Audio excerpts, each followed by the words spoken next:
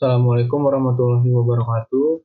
Saya Iram Raffi Mahreza, mahasiswa Universitas Nasional, jurusan Sistem Informasi. Di sini saya akan menjawab soal-soal UTS dari mata kuliah Komunikasi Data dan Jaringan Komputer. Langsung saja ke nomor 1. Saat ini perkembangan jaringan komputer sangat pesat. Berikan penjelasan terkait perkembangan jaringan komputer terkini dalam kaitannya dengan komunikasi data. Jaringan komputer dikenal juga dengan sebutan datacom atau jaringan transmisi data. Itu adalah interkoneksi beragam sistem komputer yang berada pada lokasi yang berbeda. Dalam jaringan komputer, dua atau lebih komputer dapat dihubungkan bersama dengan sebuah media dan peralatan komunikasi data dengan tujuan untuk mengkomunikasikan data dan berbagi sumber daya. Komputer yang menyediakan sumber daya bagi komputer lainnya pada sebuah jaringan dinamakan dengan server. Sebagaimana telah disebutkan sebelumnya bahwa jaringan komputer baru muncul di penghujung tahun 1960-an. Namun, jaringan komputer yang lahir dari hasil evolusi teknologi telekomunikasi dan komputer ini tentulah tidak hadir dengan sendirinya. Sebelum tahun 1960-an, para ahli telah menemukan dan mengembangkan berbagai teknologi informasi dan komunikasi yang menjadi cikal bakal jaringan komputer masa kini. Untuk mengetahui cikal bakal jaringan komputer, ada baiknya kita lihat kembali ke belakang jalan sejarah perkembangan jaringan komputer dalam komunikasi data. Untuk di era terkini, yaitu era milenium, ditandai dengan beberapa kejadian penting, diantaranya adalah semakin berkembangnya era .com, penggunaan kembali cloud computing, terus berkembangnya web 2.0, serta web mobile yang semakin menjadi pasar. Di tahun 2001, semakin banyak pengguna yang berduyun-duyun menggunakan web karena berbagai hal yang dulu dilakukan secara offline kini dapat dilakukan secara online. Di tahun 2004, web terus mengalami perkembangan. Selain itu, sejak awal tahun 2000-an, sejumlah situs mulai melibatkan pengguna untuk menghasilkan dan membentuk isi atau konten web seperti Wikipedia, blog, situs-situs jaring sosialnya, dan lain-lain. Untuk tahun 2006, Amazon kembali mempopulerkan cloud computing kepada pengguna. Kini berbagai perusahaan penyedia layanan cloud computing menawarkan berbagai macam perangkat lunak atau layanan termasuk penyimpanan data yang dapat diterapkan pada komputer pribadi atau mesin yang dijalankan oleh Departemen IT. 2009, di akhir tahun 2000-an, jaringan 3G untuk data mobile kecepatan tinggi berkembang dengan cepat. Popularitas iPhone dan lain-lain berdampak pada penciptaan platform komputasi baru yang menghadirkan penjelajah web seluler pada publik. Sekarang yang nomor 2, jelaskan perbedaan antara point-to-point dengan point-to-multipoint. Point-to-point adalah sebuah metode mekanisme perangkat untuk menghubungkan satu perangkat dengan persis satu perangkat lain. Jadi hanya bisa satu untuk satu. Sedangkan point to multipoint adalah sebuah metode koneksi perangkat yang menghubungkan satu perangkat dengan sedianya perangkat lain pada waktu yang bersamaan. Jadi satu untuk lebih dari satu. Untuk kelebihan point to point, jaringan ini lebih stabil. Hal ini karena akses poinnya hanya akan memancarkan sinyal ke satu stasiun saja, sehingga throughput yang dihasilkan akan maksimal. Yang kedua, bandwidth yang dilahirkan melalui media wireless akan sepenuhnya diterima oleh satu stasiun saja. Yang ketiga, maintenance-nya lebih mudah jika terjadi interferensi karena proses tuning channel-nya tidak mengganggu link yang lain. Yang keempat, cocok digunakan untuk kebutuhan jarak jauh karena umumnya antena yang dipakai yaitu tipe antena grid yang memiliki sudut pancaran fokus ke satu titik saja. Cuma kekurangannya dari point to point ini adalah biaya instalasi relatif lebih mahal karena radio aksesnya hanya bisa dipakai oleh satu stasiun saja. Yang kedua, itu semakin banyak radio akses point yang dipasang pada sebuah POP, maka akan semakin tinggi potensi terjadinya interferensi atau tabrakan frekuensi. Yang ketiga, point to point hanya bisa diterapkan pada jaringan radio wireless untuk menghubungkan antar set saja dan tidak mengkonekkan device user langsung layaknya jaringan WiFi. Untuk point to multipoint, kelebihannya yaitu hemat biaya, karena hanya satu radio access point, kita sudah bisa menghubungkan banyak radio station sekaligus. Yang kedua, point to multipoint bisa diimplementasikan pada jaringan Wi-Fi untuk mengakomodir kebutuhan internet secara langsung ke device end user. Kekurangannya yaitu kurang cocok dipakai untuk kebutuhan jarak jauh. Yang kedua, susah maintenance. Jika terjadi interferensi di salah satu link, karena proses maintenance-nya akan terbagi ke semua stasiun yang terkoneksi ke access point yang sama. Yang ketiga, throughput yang dihasilkan kurang maksimal karena satu access point harus menangani banyak radio stasiun sekaligus. Yang keempat, bandwidth yang dialirkan akan terbagi-bagi tergantung banyaknya jumlah radio stasiun yang akan terkoneksi. Dan soal yang nomor 3, komunikasi antar komputer dari vendor yang berbeda adalah sangat sulit dilakukan karena mereka menggunakan protokol dan format data yang berbeda.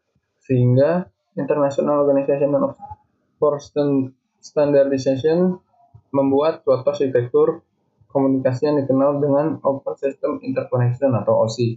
Beri penjelasan lengkap. Layer OSI adalah susunan atau kerangka jaringan yang diimplementasikan melalui protokol jaringan dalam 7 lapisan yang berbeda. Kali ini langsung saja deh. Yang pertama itu ada physical layer. Layer pertama itu sesuai dengan namanya, merupakan lapisan yang berhubungan dengan fisik. Layer physical ini berhubungan erat dengan fungsi persinyalan dan merupakan layer yang paling dekat dengan hardware alias perangkat keras jaringan secara fisik. Fungsi physical layernya itu sendiri yaitu yang pertama mendefinisikan media transmisi jaringan, mendefinisikan metode persinyalan, sinkronisasi data, mendefinisikan arsitektur jaringan, mengaplikasi topologi jaringan. Yang kedua, data link layer. Lapisan berikut pada OSI layer adalah data link layer. Merupakan salah satu layer yang penting karena memiliki fungsi sebagai berikut, yaitu pengoreksian kesalahan, menentukan bagaimana setiap bit dari data dikelompokkan ke dalam frame, terus menentukan bagaimana sebuah perangkat keras dapat beroperasi. Yang ketiga, network layer. Lapisan selanjutnya adalah network layer, yang fungsi utamanya ini yaitu untuk membantu mendefinisikan alamat IP atau internet protokol, sehingga tiap komputer dapat terhubung dengan satu jaringan. Selain itu, fungsi lain dari network layer ini adalah yang pertama membuat header pada paket-paket data. Kedua, melakukan proses routing. Yang keempat, ada transport layer.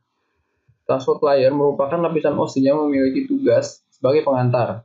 Fungsinya itu sendiri yaitu memecah data ke dalam paket-paket data, mentransmisikan data session layer menuju network layer, maupun sebaliknya. Yang ketiga, membuat penomoran pada paket-paket data sehingga nantinya dapat disusun kembali dengan mudah. Yang terakhir, melakukan proses transmisi ulang pada paket data yang hilang. Yang kelima, session layer. Lapisan selanjutnya adalah lapisan session layer yang memiliki fungsi untuk mendefinisikan bagaimana sebuah koneksi bisa dibangun, serta dapat mendefinisikan manajemen dari sebuah koneksi, seperti menghancurkan dan juga memelihara koneksi. 6. Persentase layer. Layer kedua pada saat mulai ditransfer dan bertindak sebagai layer ke-6, itu menerima paket data disebut dengan nama persentase layer. Fungsi utamanya itu sendiri yaitu men-translate data yang akan ditransmisi dari dan menuju sebuah aplikasi. Yang ketujuh, ada application layer yang merupakan lapisan pertama pada sebuah data mulai ditransfer dan merupakan lapisan terakhir yang dilewati begitu komputer klien menerima data tersebut. Fungsi application layernya itu sendiri yaitu menyajikan interface antara aplikasi dengan jaringan, mengatur bagaimana sebuah aplikasi mampu untuk mengakses jaringan, membuat pesan-pesan berupa kesalahan pada jaringan, dan menampilkan display dari sebuah jaringan. Nah, soal nomor 4, jelaskan perbedaan antara bandwidth dengan spektrum. Bandwidth adalah suatu nilai konsumsi transfer data yang dihitung dalam per bit atau detik, atau biasanya disebut dengan bit per second, antara server dan klien dalam satu waktu tertentu. Dan untuk definisi bandwidth yang lebih luas, yaitu berdasarkan frekuensi yang dipakai oleh sinyal dalam medium transmisi. Sedangkan spektrum yaitu kumpulan dari semua gelombang elektromagnetik setelah mengatur sesuai dengan panjang gelombang dan frekuensi. Perbedaannya itu antara bandwidth dan spektrum adalah bahwa bandwidth adalah tingkat maksimum transfer pada periode waktu tertentu, sedangkan spektrum adalah gelombang dengan frekuensi tertentu yang diatur secara berurutan. Yang kelima, penjelasan lengkap tentang WAN.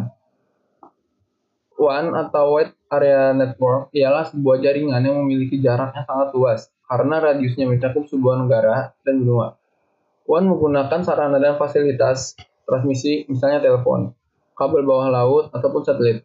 Pada sebagian besar WAN, komponen yang dipakai dalam berkomunikasi biasanya terdiri dari dua komponen, yaitu kabel transmisi dan juga elemen switching.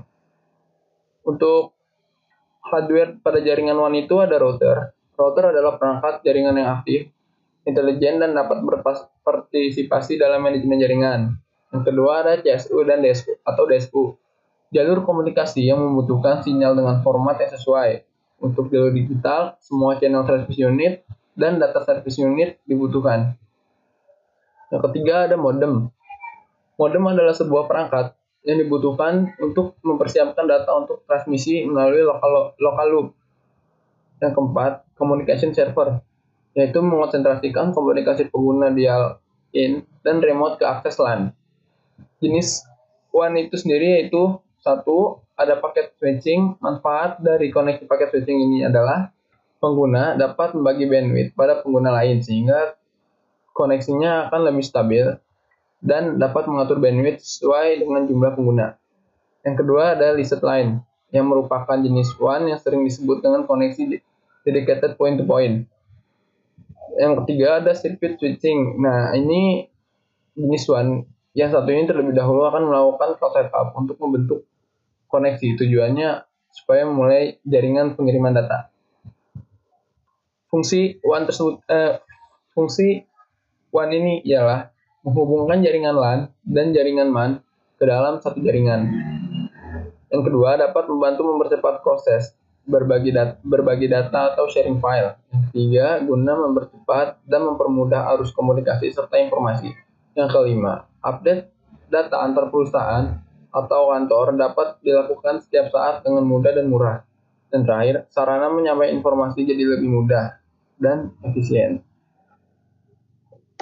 Mungkin hanya itu jawaban dari saya. Kurangnya mohon maaf. Assalamualaikum warahmatullahi wabarakatuh.